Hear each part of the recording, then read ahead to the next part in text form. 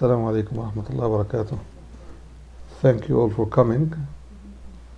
I hope and ask Allah subhanahu wa ta'ala to benefit all of us from this meeting and to teach us what we do not know and to help us apply it, live it, and understand it and teach it. We finished with ayah number 154 from Surah Al-Baqara, and we are resuming tonight from ayah number 155. If you want to have a copy of the Quran, some copies are available here if you want to pick one and follow. Again, it's ayah number 155 where we are starting tonight, inshallah. أعوذ بالله من الشيطان الرجيم ولنبلونكم بشيء من الخوف والجوع ونقص من الأموال والأنفس والثمرات وبشر الصابرين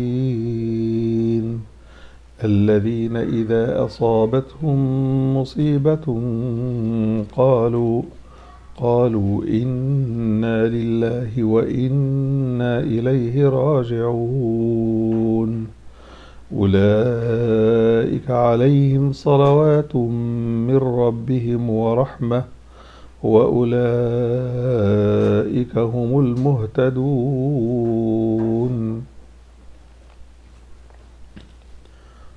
In this 3 ayat, Allah subhanahu wa ta'ala is telling us, we will most certainly test you, which means put you to test or try you by a reduction, by fear, something of fear and something of hunger, and a reduction of resources, money and souls and produce. So fear becomes a test from Allah subhanahu wa ta'ala. What do people normally fear? People fear from things and fear for things, right? You become afraid, for example, if the earth starts to shake. It may be an earthquake, right? It may be a sinkhole in the making. It may be something dangerous. So people fear of anything dangerous. You could also naturally fear if you are alone with a lion in a cage, right? If you are in a cage and a lion kicks in or comes in or a wild dog comes in, it's normally everybody will be afraid. Everybody will be scared. You could also have fear when you are coming to a test for which you have not studied, right? Or if you are going to see the final results of the term, right? And you don't know what you have done, you're afraid to fail a class or miss a grade. All of these are concerns and normal fears. You could fear if you are in business and you submit a bid to get a contract, and you can be concerned that somebody else may win the bid and you may lose, right? That's a normal thing that we call worried or concern. But the fear that the Quran is really concerned with is the fear that influences your behavior.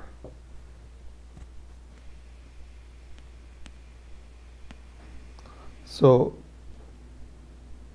if we fear what is dangerous, how come that the Quran tells us to fear Allah? And what does it mean to fear Allah?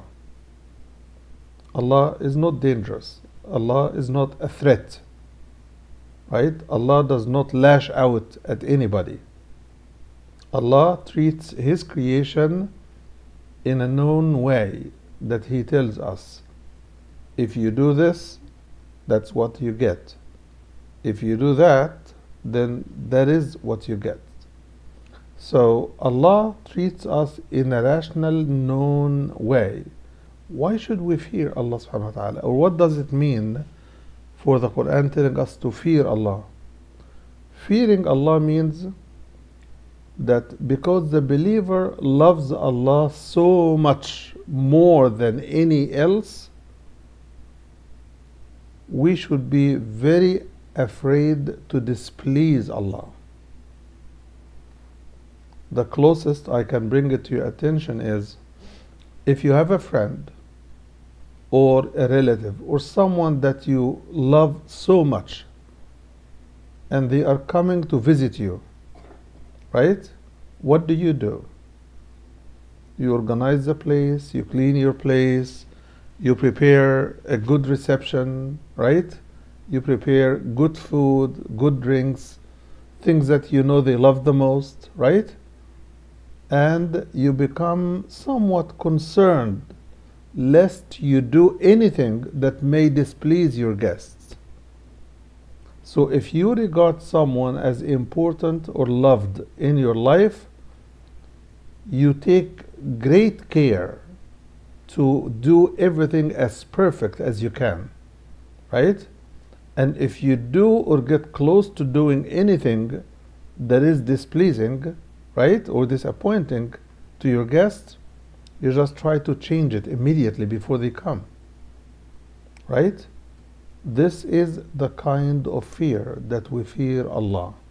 There is another kind of fear that we fear, which is our sins should scare us more than anything else. I should fear my own sins, my own disobedience. I should fear anything that I do that is displeasing to Allah subhanahu wa ta'ala. Another type is I should fear His punishment, because when He threatens, He is not playing game, He is serious. When He says fear hellfire, وَاتَّقُوا النَّارِ, protect yourself from hellfire, protect yourself from Allah. The word ittaqu, taqwa is to protect yourself. From it comes the word wiqaya and waqa, which is to put a shield, right? So when Allah says ittaqullah and ittaqun nar, He is telling us this is something serious. And this is what it means to fear Allah. To fear from your own sinfulness. Your disobedience to your parents will cause displeasure between you and Allah subhanahu wa ta'ala. So you avoid it completely.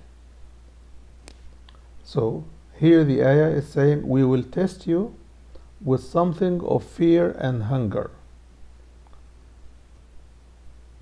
If I am hungry for 2-3 days, do I still develop fear? Of course.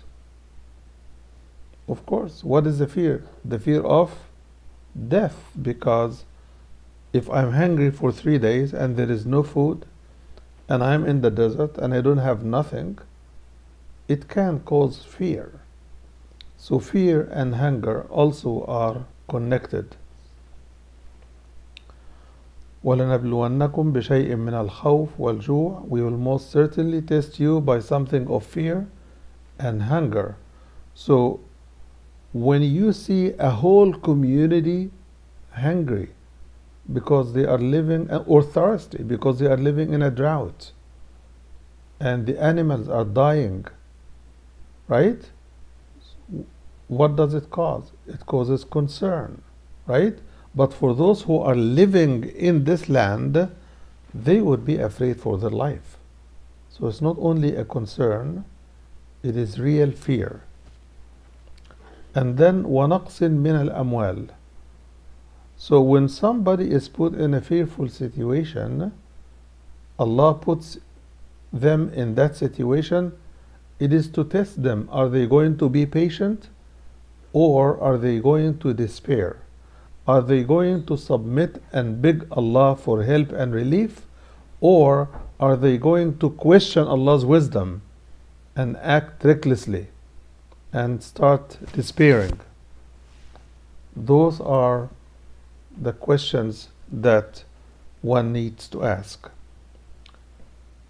And naqsin min al-amwal means we will be tested by lesser or less resources, right?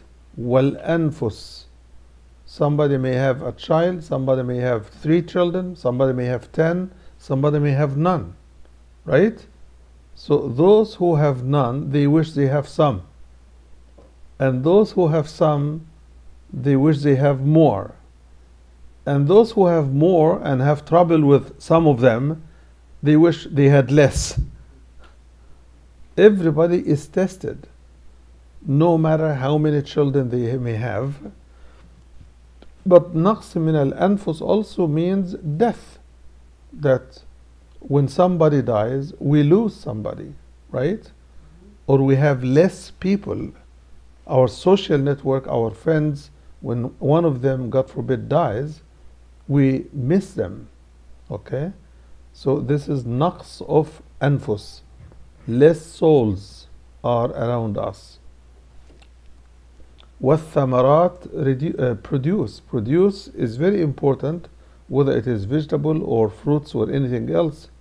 We live on the produce from the earth. So when that becomes less available or less in amount, it causes very high prices, because there is a lot of demand and there is scarcity in resources. So they become very expensive to afford, right? So this also is a test from Allah subhanahu wa ta'ala. What is the end of the ayah? وَبَشِّرْ الصَّابِرِينَ, and give the good news for those who are patient. So when tested, the believer is a patient person. Let us say you missed so many classes and you got a bad grade in a course. Hold on to your patience and work on, if you could, with your professor or teacher to make up, right? So that they may improve your grades. If not, hold on to your patience and do better in the next courses so that you average a better grade for everything. But if you despair, say, I'm not studying, nobody rewards me, this guy wrongs me, this teacher wrongs me, you are blaming the ones who should be helping you, and you're not taking responsibility. But your patience will keep you rational and will help you make up for what you miss. So patience is very helpful. What is patience? Patience has 2 sides. The side of waiting for something to happen, and this is good when you have nothing to do to change the situation. For example, if somebody is sick, right, that's also naqs of anfus, that your health is not good. If somebody's health is not good, and what does he have to do? Yeah, seek treatment according to the sunnah, right? But then what else? I'm still sick, I'm taking the medication. Wait for the medication to work, right? Wait for Allah to give you the cure and the relief, right? So waiting as patience is good when you have done your part and there is nothing else to do. But where you have everything to do to give yourself relief, then you should do that. That is how you can become positive patience rather than passive patience. So passive patience is good when you have done all what you could, then you wait for Allah to relieve you, right? What if the situation is somewhat my responsibility and some part is in the hands of Allah? Again, I do what I have and wait for the rest to be completed by Allah subhanahu wa ta'ala. So I took the medication I wait for the cure to happen from Allah subhanahu wa ta'ala. So why does sabr become important as a basic trait? In fact, in the hadith of the Prophet sallallahu alaihi wasallam, he says, "As-sawm nisfu sabr." Fasting is half the patience. Was-sabr nisful iman. And patience is half of a person's faith. Half means 50%. So somebody is slandering me, backbiting me, attacking me, trying to hurt me. I hold on to my patience and I push back with the least that can do the effect intended, and I hold on to my patience. Because sometimes when you answer quickly, you give the wrong answer. When you push back without thoughts, you use the wrong way to push back. Okay? And I don't mean pushing back physically, unless you are physically attacked. But a Muslim does not lead his or her life always by tit for tat. Sometimes you lead your life by patience, forbearing and persevering, patience, and so on and so forth.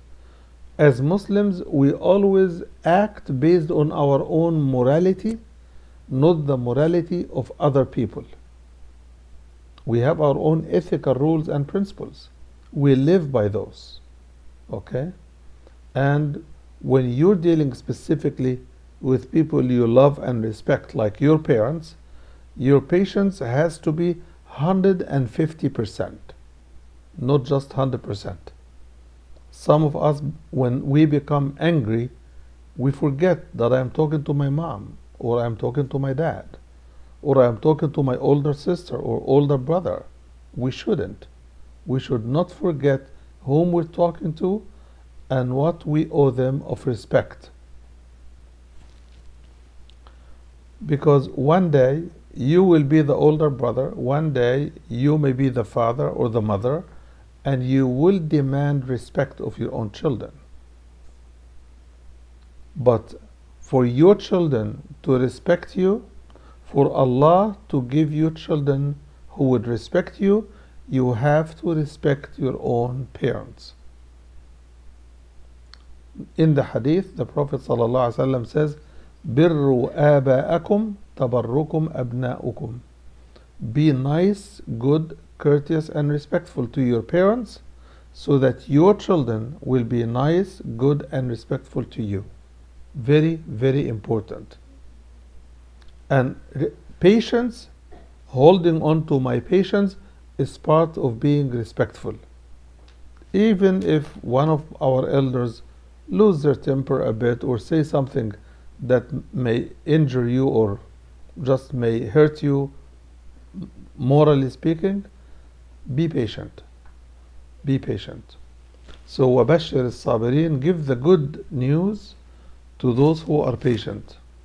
And then the following ayah, ayah 156, it talks about one of the greatest afflictions that we are afflicted with in this life, the affliction of death. الَّذِينَ إِذَا أَصَابَتْهُمْ مُصِيبَةٌ, and death is called a musibah. وَأَصَابَتْكُمْ مُصِيبَةُ الْمَوْتِ, and when and if you are afflicted with the affliction of death.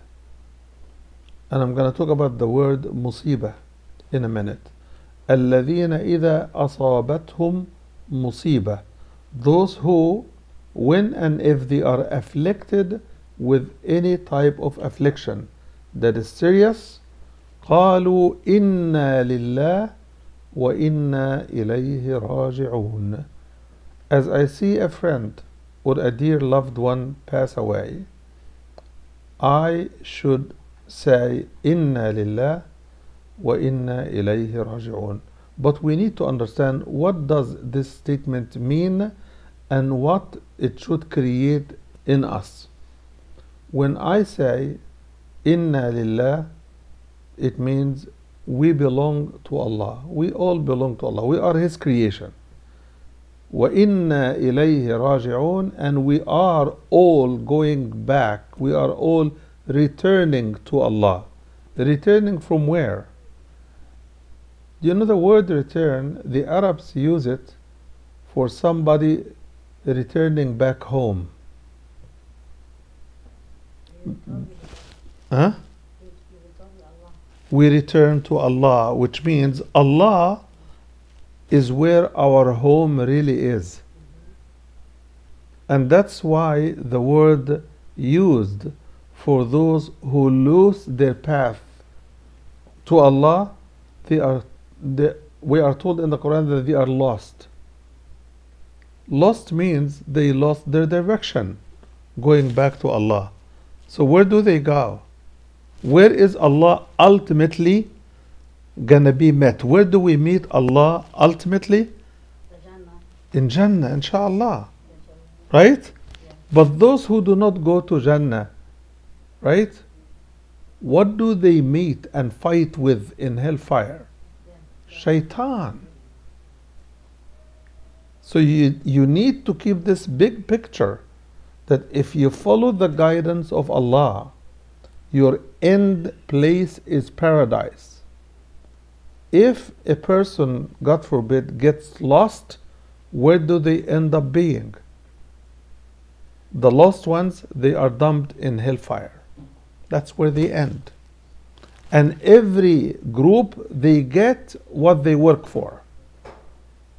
It is like the example that hopefully will make it close to you.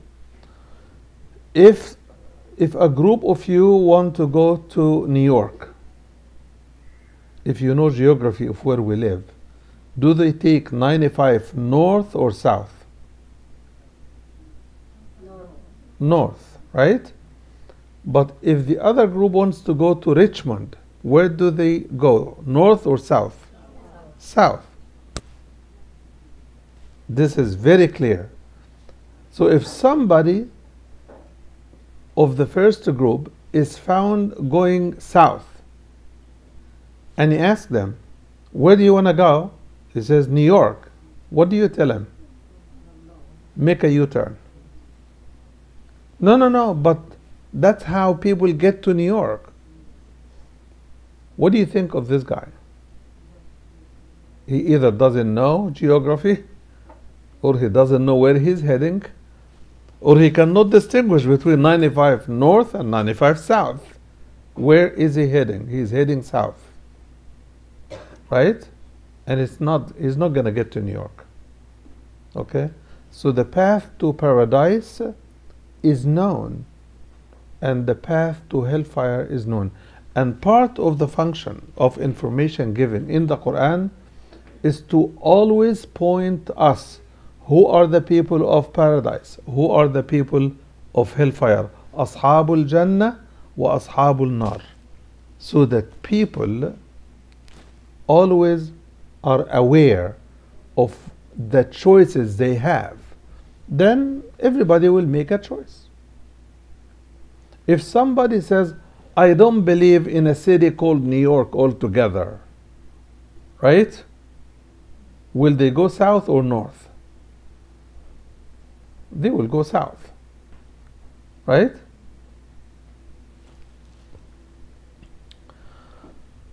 So, الَّذِينَ إِذَا أَصَابَتْهُمْ مُصِيبَةٌ, those who, if they are afflicted with any affliction, they say, we all belong to Allah and we are all returning to Him. Right? So Allah created us in the beginning, and He let us walk and run and work and play and marry and have children and make money, right? And grow family. But we are on a leash that only Allah will pull shorter every single day. Unfortunately, young kids believe that the more aware they become, the longer the life they have. But your life gets short the minute you are born. So for example, if somebody was going to live, Allah gave them a life of 60, 70 years. That's what is written in Allah's book. The second day they are born, they have already lost a day, or a day is gone by. The second year they are living, 2 years have gone by, right? When the fourth year begins, 3 years have gone by. So the longer you live, the shorter your life is. What is the benefit of this understanding? The benefit of this understanding is the fact that you should always run to do the best, because the day that goes never comes back again. The year that you lose never comes back again. The opportunities you have today may or may not come tomorrow. Do you know when somebody is on a marathon, running to win a marathon, right? And 1,000 people are running with them. If you want to win a place, do you want a place in the last row of the marathon or the first row? First. All of us want to win. Allah says, Ashabul Jannah humul faizun. The people of paradise are the winners. The people who work for paradise are the winners.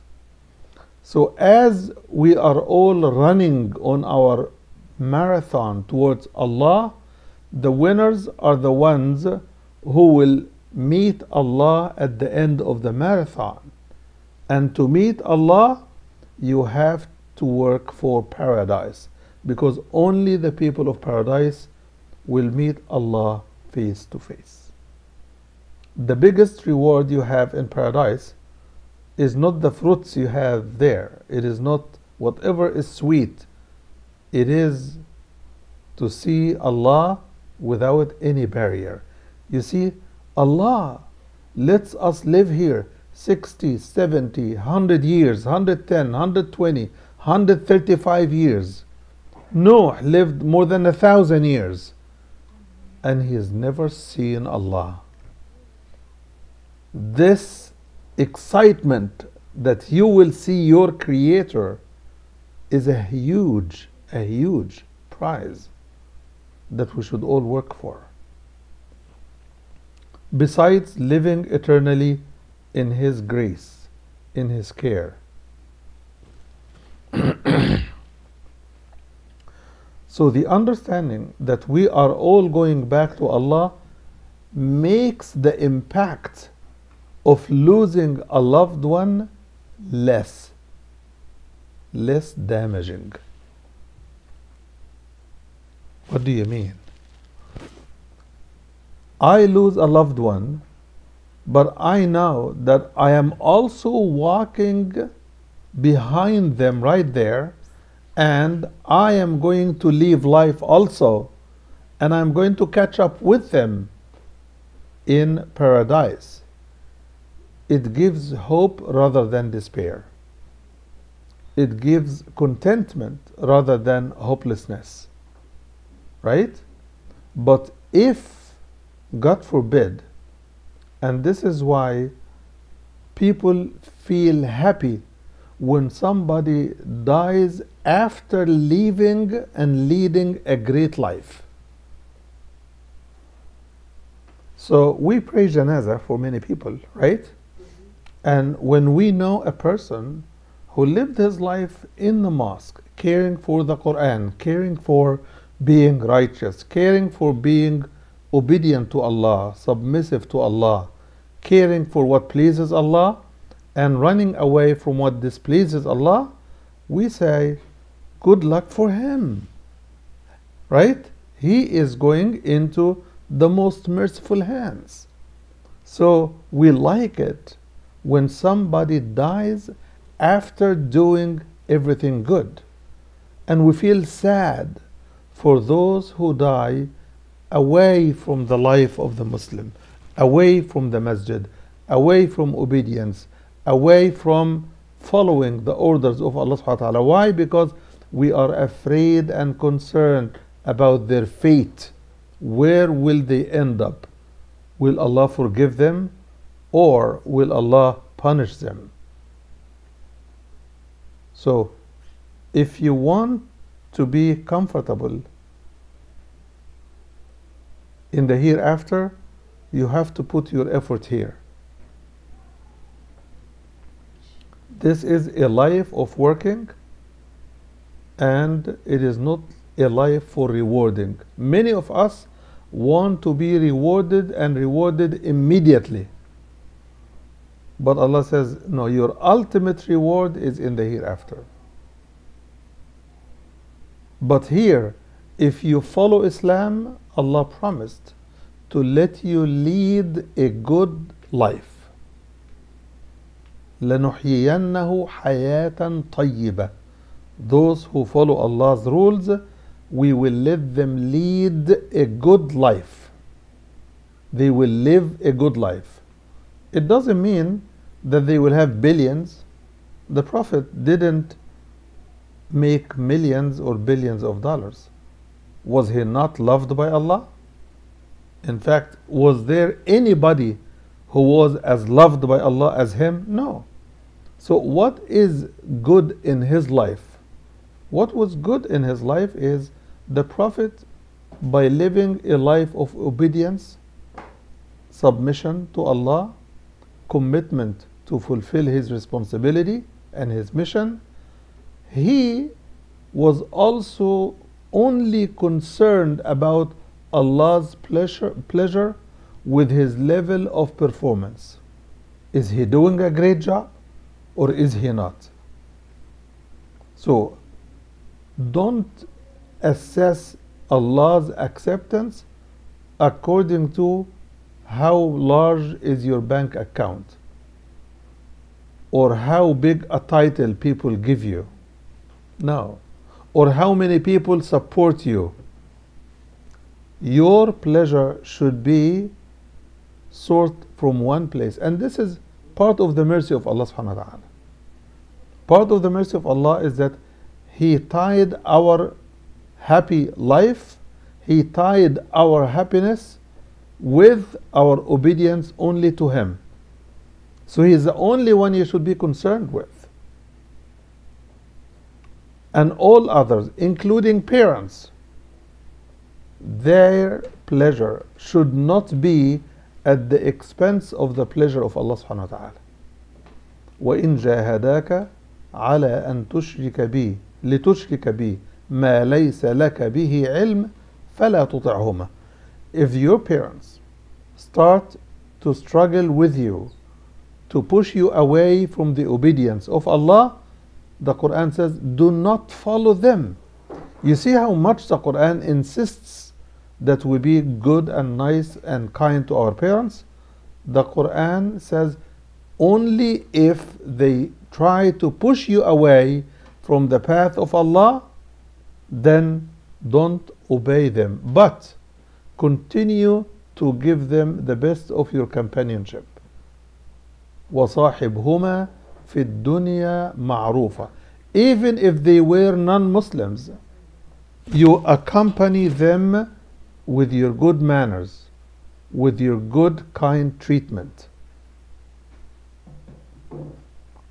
So, after Allah, parents come first. Right? But no one should come to compete with Allah on your heart. You should never love anyone more than Allah, or even as much as you love Allah. You should fear no one as much as you fear Allah, or more. Right? So your heart should always be attached to the one in whose hand is your fate, Allah.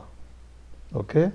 So in this life, Also, this part of the ayah, Inna lillah wa inna ilayhi raji'un, points to the fact that we are in a short-term journey that is called Al-Hayah Ad-Dunya. It starts when we are born. We start to become responsible when we reach the age of puberty, and we continue to be responsible for everything we do until we die. The older you become, the more responsible you should be, because that's how the account works. So you should not live as a child for the rest of your life.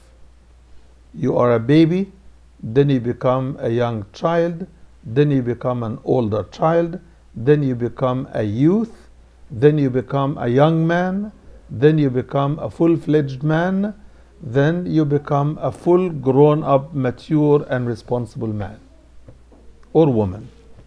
So take yourself seriously the older you become. Don't act as if you are younger or you are less responsible.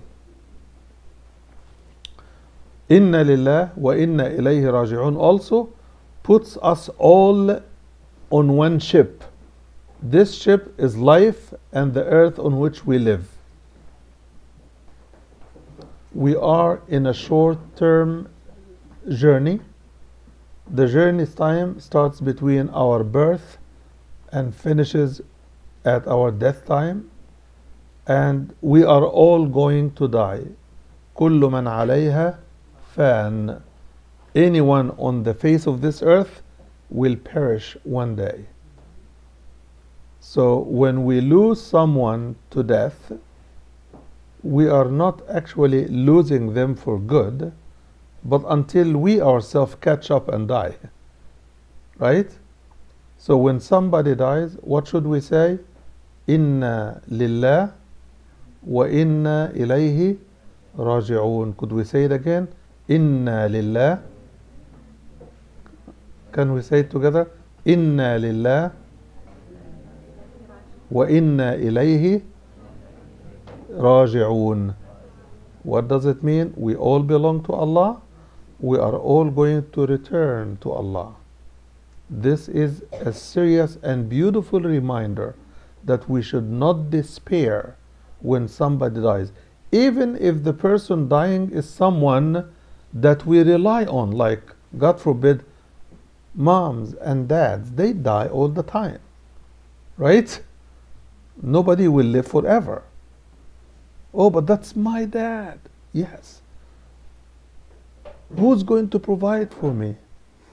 The one who used to provide for you when your dad is here was not your dad. It was Allah providing through him. He will provide for you through other means. So we should never despair when death comes. We should be always ready, because death is the ultimate reminder of where we come from, where we are heading. Raji'un means that we are returning to Allah, which means we started our journey by Allah creating us, and then هو الذي ذرأكم في الأرض. He is the one who put you on the land here, right? And to him you belong and you will return. Clear now? So, ayah number 156, Surah Al-Baqarah. If you want to open your phone and follow up, if you have Quran app, الذين إذا أصابتهم مصيبة قالوا إنا لله وإنا إليه راجعون. This is a very comforting statement that I'm admitting I am on a journey. My journey is not over yet. While the journey of this loved one is finished, mine continues. So what lesson should I learn? I should always, when I see a janazah, I should always remember my turn, because when my turn comes, I will not be alive at one point. So I should always ask myself, whenever I see a casket or a janazah cart standing out there, I should always ask myself, what if it were me. Am I ready to meet Allah? Have I done well enough? Is my record good enough? Do I remember Allah enough? Do I keep up with my prayer enough? Do I take care of my duties towards parents, siblings, friends, community? Do I help others? What is in my record that makes me feel safe to go? And what is in my record that makes me concerned if I were to go the next minute? So whenever I am reminded of death, it is for a good reason. Prepare yourself, because you may be next. Then those who, when they see death, they are reminded of their own return to Allah, and they admit it. They admit that I am His creature, I am His servant, I am to submit to Him, I am here to serve His cause. Whenever they see death, that's what they remember. Then death becomes a huge reminder of the corrections I need to do so that my journey takes me towards paradise instead of taking me towards, God forbid, hellfire. So death reminds me of what needs corrections. Death also, because it comes all of a sudden, it doesn't require that a person is sick to die. Some people, when they see somebody dying, they say, oh, but he was healthy. Was he in an accident? You don't have to be in an accident. You don't have to be sick. You don't have to be older. You don't have to die in a flight. You could die in your bed. You could die walking in the street. You could die driving a car. We've heard in the news people dying doing a lot of everything almost. Taking an exam. Go to YouTube, right? And write down a broadcast anchor is dying while broadcasting. And they are caught live, dying while giving broadcast. Shocking, huh? It shouldn't, because people die doing all sorts of things. People die praying. People die making umrah, right?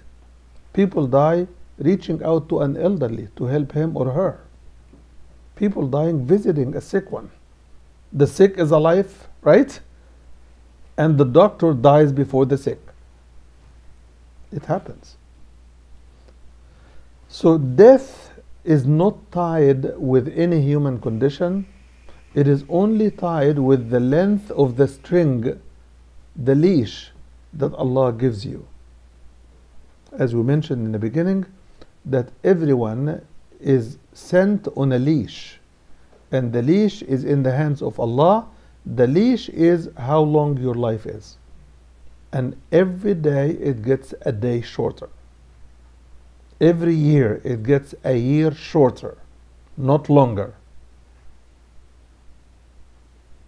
Recognizing this means we must be always alert. What am I wasting my life doing? And what am I investing my life doing? So life is a gift. You either invest it or waste it. So one has to always ask, am I better off watching a movie for 3 hours or studying the Quran for 3 hours? Am I better off going to the masjid or going with my friends to a cafe to chit-chat? Am I better off investing my life to produce something good for my hereafter, for my credit with Allah, or am I better off using it for fun? What's after fun? Laughter. What's after laughter? Nothing. That's a waste of life. It doesn't mean you should not have fun. In fact, you should enjoy what is beneficial. We all should enjoy what is beneficial. So what is the most beneficial thing that we do in our life? Obeying Allah. No matter whether my friends are happy or sad, whether they accept me or reject me, what matters is His acceptance, not my friends. Right? So the best thing that I invest my life in is obeying Allah, committing a life of obedience to Allah. Why? Because it pays off more than anything else for the long haul and beyond my life. What are the things I should fear the most? I should fear the most temptations of the shaitan and desires of myself. Shaitan has been defined as our enemy. I should push back with all my faith, all my power against the temptation of shaitan. I should also fear myself because it attracts me to things that are pleasant. What's wrong with having pleasant things? Nothing. But listen to the hadith of the Prophet ﷺ. The hadith says, حفت الجنة بالمكاره وحفت النار بالشهوات. If you imagine paradise as a field, the Prophet ﷺ is saying that paradise is surrounded by difficulties and struggles. And hellfire, if you imagine it is a field, it is surrounded by pleasant, funny, enjoyable things.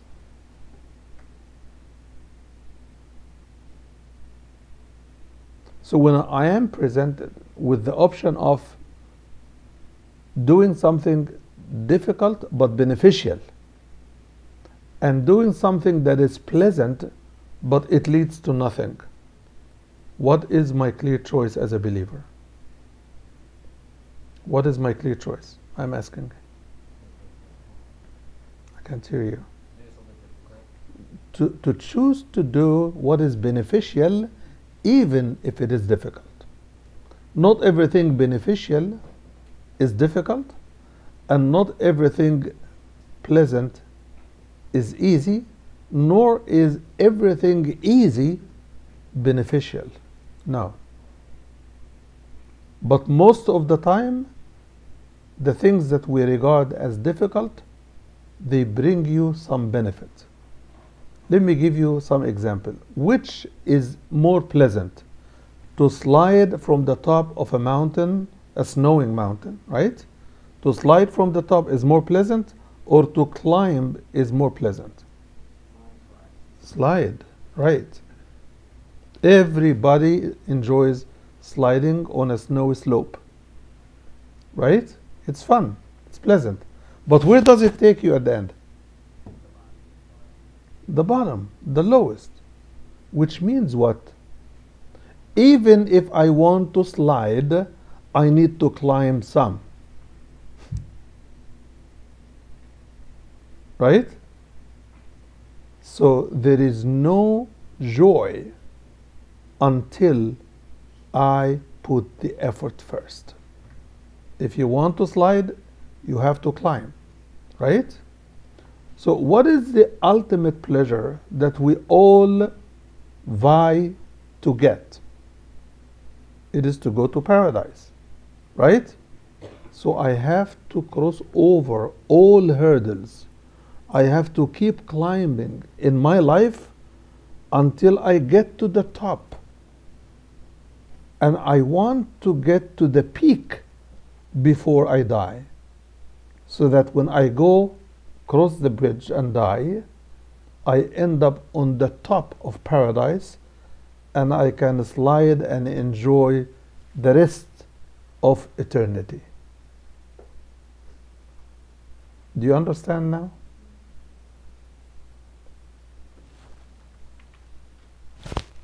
think our time is finished. It's Isha Iqama.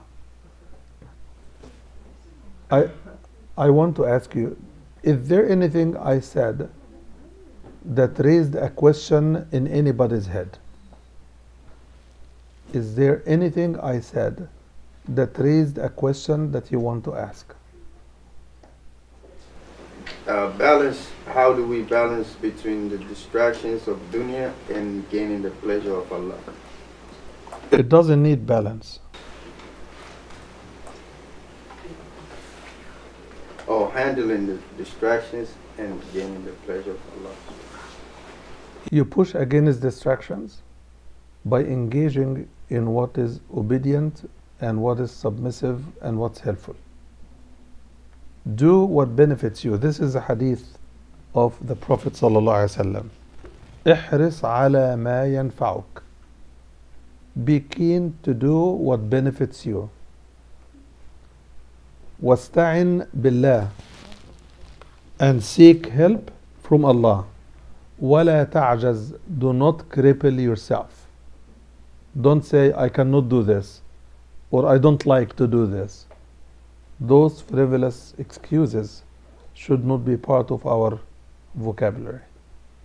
Our vocabulary should be إن أريد إلا الإصلاح ما استطعت. What I want is nothing but reform as much as I can, right? وما توفيقي إلا بالله. My success depends only on Allah. عليه توكلت وإليه أنيب. On Him I rely and on Him I depend. Okay?